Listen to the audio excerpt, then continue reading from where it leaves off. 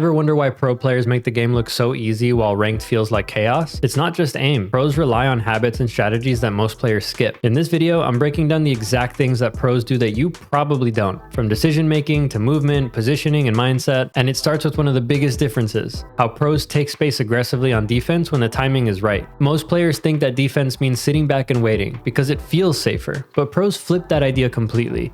Taking space on defense isn't just about being aggressive. It gives your team control of the map and, more importantly, information.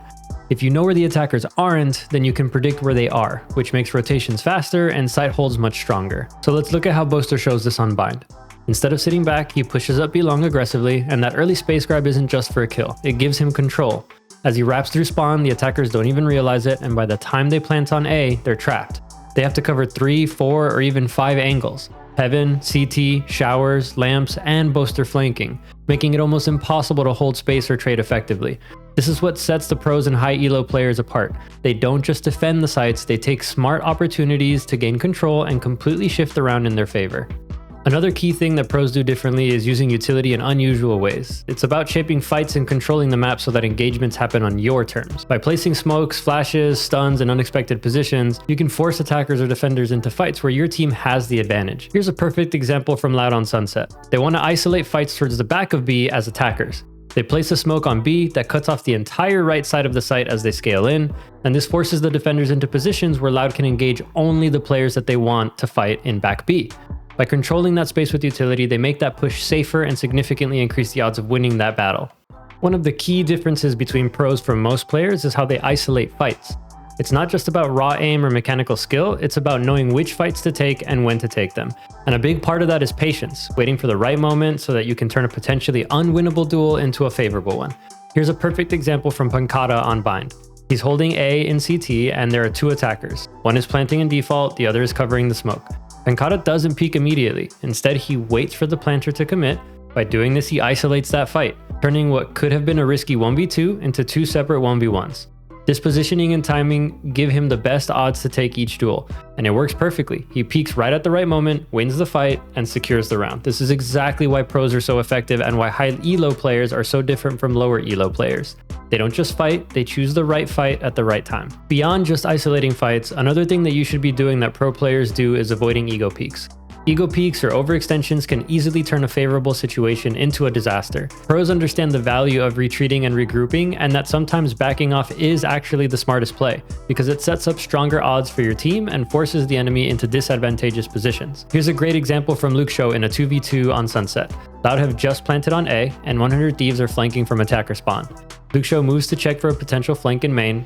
He gets the first kill, but he immediately notices the second attacker is there, and instead of peeking for an ego fight, he backs off and returns to his partner.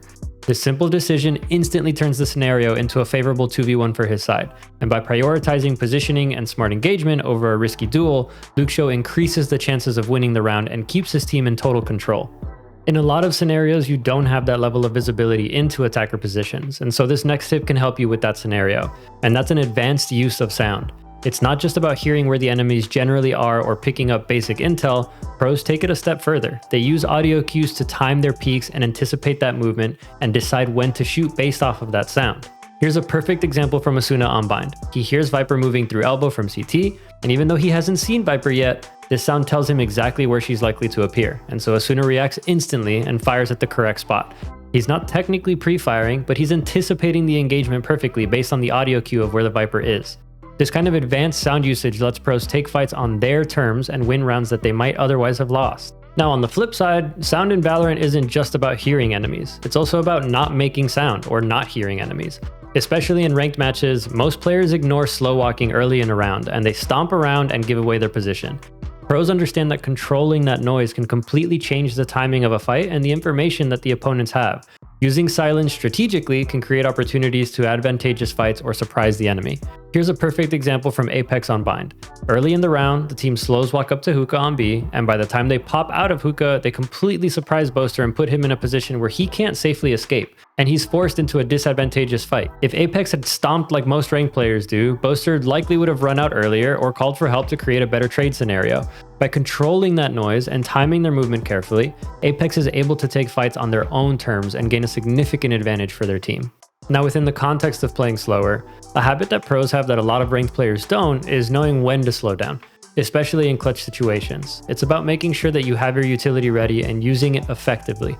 Waiting a few seconds to recover abilities or line up your resources can turn an otherwise risky push into a controlled, winnable fight. Here's a perfect example from Fnatic on Bind in a 2v1. And normally this should be a pretty easy situation, but they want to secure the round as safely as possible. So instead of immediately pushing onto the site, they wait to get Fade's eye back and ensure their utility is fully available. When they finally move, they use the eye to clear backside and her dog to clear lamps. This allows Fnatic to only have to hold showers in heaven as they scale in, and so by cutting the angles they need to cover in half, Fnatic drastically reduces the risk of losing a fight while planting and makes the round much easier to control. This is really similar to that round earlier with Pancata, where he was able to single out one player each time. This careful approach gave them every advantage to win the round. Now I know that none of this is earth-shattering, and I know it's not easy to incorporate this into your ranked matches, but it's important to start thinking about these things in ranked as it could make the games easier for you and your team. As always, I appreciate you all watching, and I'll catch you in the next one.